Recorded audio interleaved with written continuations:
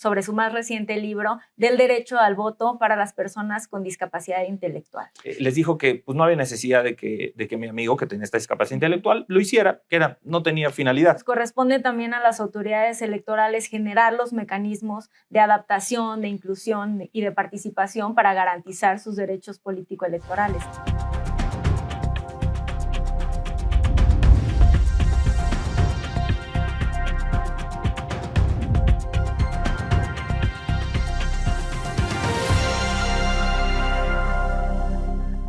Hola, ¿qué tal? Yo soy Alejandra Cerecedo y les doy la bienvenida a este nuevo episodio de Eje Político. El día de hoy nos acompaña en el estudio el magistrado Alejandro David Abante Juárez. Él es presidente de la Sala Regional Toluca del Tribunal Electoral del Poder Judicial de la Federación. Es también autor de diversas publicaciones y un gran académico y jurista. Bienvenido, magistrado. Gracias, Ale. Gracias por tu invitación. Gracias. Saludos a todo tu auditorio.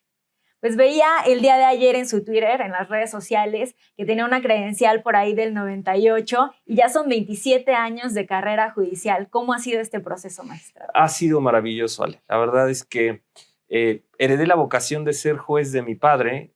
Mi padre fue magistrado en la Ciudad de México y me tocó verlo trabajar hasta altas horas de la noche. Y esa vocación se va inmiscuyendo uno desde que es pequeño. Y sin duda alguna su ejemplo fue fundamental, ¿no? 27 años después te puedo decir, yo consideré que la única manera legítima de poder aspirar a ser magistrado era seguir la carrera judicial y afortunadamente lo conseguí. Muchos años después, pero lo conseguí. Veía por ahí que en 2011 también en un conversatorio comentaba que usted entró como juez de distrito el día que entró en vigor también la reforma de derechos humanos. ¿Cómo fue enfrentarse a ese proceso, a la resistencia al cambio? No, terrible, Ale. Te diré que creo que hay muchas coincidencias en la vida que van marcando tu destino, ¿no? Y una es esa.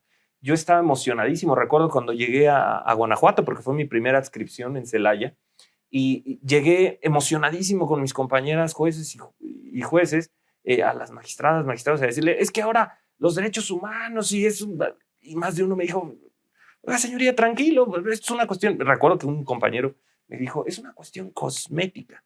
Y decía, ¿cómo puede ser cosmético esto si estamos cambiando el paradigma de la base del Estado mexicano, ¿no? La verdad es que fuimos una generación de jueces que nos forjamos en la cultura de los derechos humanos. Nos costó trabajo poder lograr que el Poder Judicial fuera poco a poco abrazando la idea de cambiar la lógica de el Estado funcionando a partir de las personas y los derechos humanos, pero sin duda alguna la impartición de justicia, cuando uno tiene esa vocación, te llama y tienes que hacerlo. Claro, pues también en 2018 tuvimos la oportunidad de coincidir en la Sala Regional Toluca del Tribunal Electoral. Creo que fue un proceso de gran aprendizaje. Hacíamos observatorios judiciales electorales, cápsulas informativas, la conducción de las sesiones públicas. Y me gustaría saber cuáles han sido esos 3 casos de manera breve que más lo han marcado. Mira, sin duda alguna, toda mi etapa como juez electoral, desde que yo entré al tribunal en 1998, siempre tuve la aspiración de ser magistrado electoral. Y cuando llegué ya propiamente a ejercer la función en el año 2016, ya hace 9 años, la verdad es que nunca imaginé que iba a poder vivir episodios tan emocionantes, ¿no? Yo te diría que quizá uno que me marcó sustancialmente fue el haber tenido el privilegio de poder ser el primer magistrado en proponer una nulidad de elección por violencia política por razón de género. Cuando no teníamos todavía un protocolo, cuando no teníamos todo el andamiaje y línea jurisprudencial que ahora tenemos, recuerdo aquel precedente en el que, pues a partir de la construcción de argumentos en aquel momento no tan desarrollados, pues propusimos al Pleno que se determinara la nulidad de una elección por violencia política por razón de género, y en aquel momento el Pleno lo aprobó. Y la verdad fue un privilegio tener digamos que haber sido ese primer magistrado que propuso esa nulidad por violencia política por razón de género. Un segundo caso fue tratándose de candidaturas independientes, un municipio en Michoacán, ese sí nos tocó juntos, sí. Este municipio, el cual gana una candidata independiente y rebasa el tope de gastos de campaña por apenas 16,000 pesos, y sus oponentes impugnan este resultado y logran que se determine que ha rebasado el tope de gastos de campaña. Entonces, estaba en la disyuntiva, ¿no?, de declarar la nulidad de la elección por rebase de topes de gastos de campaña. Que pues ella no contaba con toda esa infraestructura que tenían los partidos políticos. Y ahí construimos una línea jurisprudencial interesante. Se evidenció que las candidaturas independientes compiten en circunstancias de mucha desventaja con los partidos políticos y finalmente propusimos que no se anulara la elección en aplicación de muchos principios. Ahí está la sentencia consultable para toda la ciudadanía.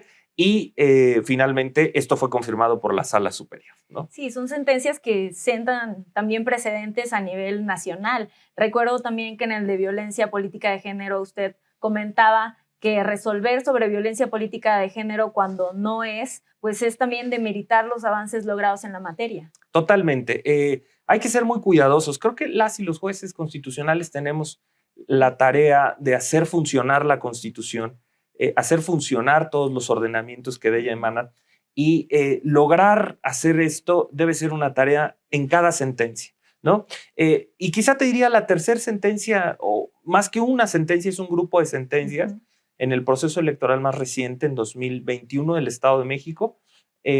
Tuvimos la oportunidad de ir sembrando poco a poco la semilla del voto de personas en prisión preventiva, el cual finalmente se terminó cristalizando con el precedente de la Superior desde 2019 y en 2023, ya en la elección de la gubernatura, pues nosotros fuimos la primer sala que les determinamos que debían tener un defensor público de oficio, se garantizó que las personas pudieran votar en la demarcación en la que estaban recluidos, recluidas, y esto pues fue un gran paso. Entonces, la verdad, siento que hemos contribuido de manera importante en la justicia electoral. Claro que sí, pues muy interesante la materia electoral y me gustaría conocer su percepción sobre todo este tema de la reforma judicial y específicamente en el modelo de comunicación política.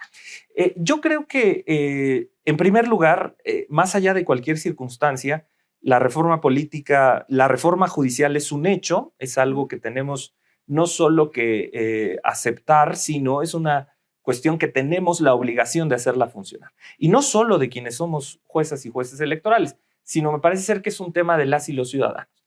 Nadie le podemos apostar a que a México le vaya mal.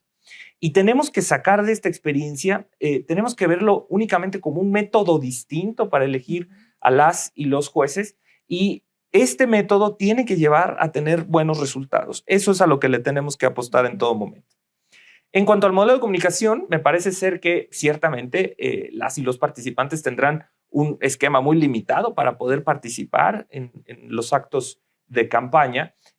Tendrán únicamente la posibilidad de acceder a redes, que en realidad, si tomamos en consideración cómo está diseñado el modelo de comunicación política para las elecciones constitucionales y hacia dónde han orientado sus baterías los partidos políticos, pues ciertamente me parece ser que todo ha migrado necesariamente cada día más a redes sociales. Los mensajes en radio y televisión han sido claramente muy repetitivos. Creo que el tema de que sean gratuitos no es la mejor idea. Y ahora un modelo de comunicación política centrado en redes creo que no solo permite a las y los ciudadanos ser un poco más exhaustivos en el análisis de los perfiles de los participantes, sino también, por supuesto, poder hacer un escrutinio muy puntual de cuál ha sido la consistencia y la línea de vida de una persona. Sí, usted escribía recientemente sobre la falta de una regulación también en temas de tiempos para los partidos políticos, el tema de redes sociales, influencers, inteligencia artificial, y pues ahora vamos a tener a candidatos a jueces, magistrados, ministros, teniendo que hacer campaña, pero pues sin hacer campaña como tal, ¿no? Es correcto, es un reto, pero sin duda alguna yo estoy convencido que el país va a estar a la altura de poder salir adelante. Creo que hay que cumplir con este objetivo de que la ciudadanía conozca a plenitud lo que hacemos, porque cometimos un error muy grave, Ale. Yo lo decía hace 9 años cuando comparecí ante el Senado de la República para ser magistrado electoral, decía, la justicia cometió el error de alejarse de la ciudadanía y la ciudadanía no la siente suya. Yo creo que lo más importante es que las y los ciudadanos abracen a la idea de que el Poder Judicial estamos para servirles, trabajamos para las y los ciudadanos y además, bueno, pues sabemos jueces que hacemos nuestro trabajo con mucho gusto. Sí, aprender a comunicar también de una forma más cercana, más ciudadana, con lenguaje pues más adaptado a las nuevas generaciones también y que comprendan la labor tan importante que hacen los juristas en México. Sí, yo te diría una cosa, Ale. Creo que no tiene lógica la forma en la que la justicia o la impartición de justicia en algún momento privilegió la estadística o la emisión de sentencias que a resolver las controversias con un perfil más humano o más humanizado. En ninguna empresa del mundo será más razonable tener una producción monumental que tener una producción que efectivamente sirva para la finalidad. Y aquí creo que en la impartición de justicia, en algún momento, dadas las cargas de trabajo y todo eso, se privilegió mucho la resolución de casos en cuanto a número, aunque a lo mejor esto deshumanizó un poquito la impartición de justicia. Yo te quisiera decir, por ejemplo, en Sala Toluca, nosotros tenemos un tiempo promedio de resolución de 11 días de los medios de impugnación. En el caso de la elección federal lo logramos reducir hasta 9 días. Y esto con la única finalidad de que las y los ciudadanos tuvieran certeza de hacia dónde iban los resultados de sus elecciones. Muy bien, magistrado, pues yo siempre lo he considerado un humanista y me gustaría que nos platicara un poco sobre su más reciente libro del derecho al voto para las personas con discapacidad intelectual. ¿Cómo surge la idea de este libro? Es verdaderamente una cosa maravillosa. Siempre que presento el libro digo, ¿cómo puede cambiarte la vida un domingo por la tarde? Y es que en realidad la idea de este libro surge de la convivencia con un amigo mío que tiene una discapacidad intelectual. Y ese día, platicando con su mamá, él me comentaba, o ella me comentaba, que les había negado un trámite porque no había, la persona que les quiso hacer el trámite o no les quiso hacer el trámite, les dijo que pues, no había necesidad de que mi amigo, que tenía esta discapacidad intelectual, lo hiciera, que no tenía finalidad. Y yo le dije, y eso es el que le importa, ¿no? Finalmente, sí. Es un derecho que tenía mi amigo de hacerlo. Y le dije, por supuesto que te quejaste. No, la verdad es que no lo quise hacer, no quise hacer más problema. Y venimos de regreso a casa y me dice mi esposa, oye, ¿y te imaginas que esto le pase tramitando la credencial para votar? Y me cayó como balde de agua fría, porque yo dije, es cierto, no hay un mecanismo para controlar el que a una persona no se le dé la oportunidad de iniciar el trámite. O sea, iniciado el trámite, sí hay oportunidad de darle seguimiento y el INE ha sido muy, muy cuidadoso de este tema. Pero siempre hay un eslabón previo en el cual puede darse el supuesto de que una persona ni siquiera se le dé la oportunidad. Me involucré muchísimo con la sociedad civil, las organizaciones de la sociedad civil encargadas de dar seguimiento a todos los temas de las personas con discapacidad. Aprendí muchísimo de las personas en situación de vulnerabilidad y más de las personas con discapacidad. Mi agradecimiento de veras a todas las personas que contribuyeron al momento del desarrollo de la investigación. Y esto me llevó a tener un resultado, que es este libro, que en realidad fue mi tesis doctoral, que defendí ante el Instituto de Investigaciones Jurídicas. Y ahora, bueno, pues es un libro que lo que pretende evidenciar es qué grado de invisibilización tenemos de las personas con discapacidad en nuestro país. Sí, son cerca de 6 millones, ¿no? Comentaba una magistrada que hubo una elección donde la diferencia fue de 3 millones, entonces quizás si estos 6 millones de personas hubieran tenido la oportunidad de votar, los resultados hubieran sido diferentes. Claro, pero además, en el caso mexicano tenemos un sesgo porque a nivel nacional la población que se autoadscribe con una discapacidad es alrededor del 15%. Y esto está disminuido casi a la mitad en el caso de México. Y esto es porque en México no tenemos ningún incentivo para autoadscribirnos como una persona con discapacidad. Al contrario, la sociedad que está acostumbrada a discriminar, pues de alguna manera hace que las personas digan, no, yo no soy una persona con discapacidad, no oigo bien, pero no soy una persona con discapacidad. Entonces, en realidad, no es que en México tengamos menos personas con discapacidad, sino lo que nos debe alertar es que tenemos menos personas que estén dispuestas a autoadscribirse como una persona con discapacidad. Y pues corresponde también a las autoridades electorales generar los mecanismos de adaptación, de inclusión y de participación para garantizar sus derechos político-electorales también. Claro, desde la academia y en muy diversos foros y todo hemos impulsado también todos estos cambios. Afortunadamente el Instituto Electoral del Estado de México ya ha adoptado un camino certero hacia allá, ya se permite El voto anticipado para las personas con discapacidad ya se implementó en una elección constitucional y ahora esto se expandió a las personas cuidadoras, porque ciertamente el hecho de que yo le permita a una persona con discapacidad que vote de manera anticipada, pero a su cuidadora o cuidador no, implica que esa cuidadora o cuidador no puedan ir a votar el día de las elecciones. Entonces, me parece ser que es muy importante entender que la discapacidad es un concepto social que se desarrolla a partir de prácticas discriminatorias. Y no nos podemos permitir, Ale, que los proyectos de vida de las personas, de ninguna persona, no tengan cabida en nuestro país. Sí, pues claro, es una decisión muy personal también. Y me gustaría preguntarle también sobre su último libro, el que está escribiendo. Tuve la oportunidad de leer unas páginas el día de ayer sobre Rubén, que se desarrolla en una prisión, así que coméntenos un poco sobre este tema. Mira, yo creo que en este afán de intentar hacer más humana la visión de la judicatura, estoy terminando de escribir un libro que se llama 10 vidas. Es un libro que pretende contar la historia de 10 casos que yo tuve la oportunidad de conocer como juez y pude conocer un pedacito de la vida de estas personas. Pero precisamente para humanizar todo este fenómeno, lo que hago es crear una historia alrededor. En el caso particular, tú hablabas de Rubén.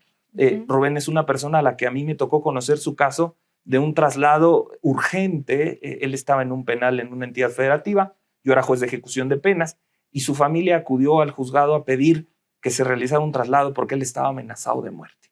Y lo que busca este libro es retratar la vida de Rubén, cómo era la vida en prisión, qué pudo haber provocado que lo amenazaran de muerte, circunstancias que claramente no corresponden con la realidad, pero novelándolas un poco, lo que busca es que las personas se sensibilicen de qué tan importante es en algún momento cuando llega un caso a un escritorio de una jueza o de un juez, tomar una decisión siempre buscando el ejercicio de los derechos de las personas y su protección.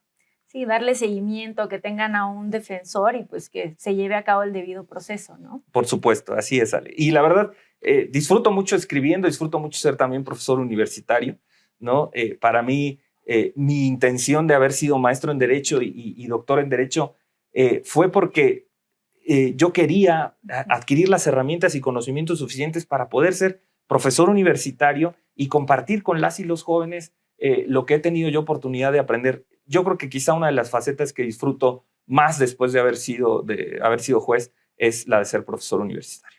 Pues qué gusto tenerlo por acá el día de hoy, magistrado. ¿Algún último mensaje que le gustaría dirigirle a nuestra audiencia? Pues que nos sigan en Sala Toluca. La verdad es que hacemos nuestro trabajo para ustedes. Están ahí nuestras redes sociales. Tenemos ahora un mecanismo para conectar con la ciudadanía. Tenemos un chatbot, Justina de la Quinta, que ustedes pueden ahí buscarla, mandarle un mensaje y Justina les podrá decir si hay sesión, qué asuntos estamos viendo y todo. Formas de acercarnos a las y los ciudadanos. Y bueno, pues yo creo que eso es importante en la transparencia. Muchísimas gracias. A ti, Ale, muchísimas gracias y gracias por la invitación. Gracias a ustedes también, y si les gustó este episodio, los invitamos a seguirnos en las diferentes plataformas de Eje Central. Gracias y hasta la próxima.